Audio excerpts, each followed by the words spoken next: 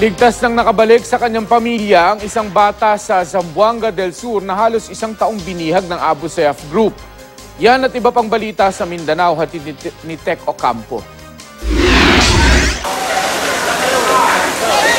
Mahigit 30 pamilya sa barangay Kasayangan, Zamboanga City ang nawalan ng bahay dahil sa sunog. Mabilis na kumalat ang apoy sa mga bahay na gawa sa kahoy. Nadamay rin ang isang bodega ng seafood. Wala naman nasaktan sa sunog na hindi pa tukoy sa ngayon kung paano nagsimula at kung magkano ang napinsala nito. Nakabalik na sa kanyang pamilya sa Pitogo, Zamboanga del Sur ang isang batang 3 taong gulang na binihag ng Abu Sayyaf Group.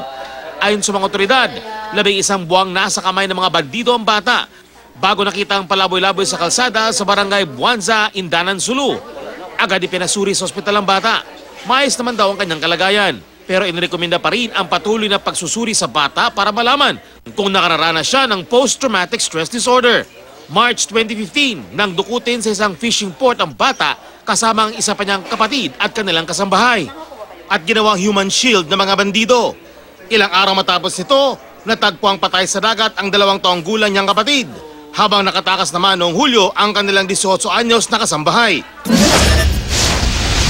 Arestado sa bypass operation sa resort hotel sa Pagadian City ang 2 lalaking tulak umano ng droga.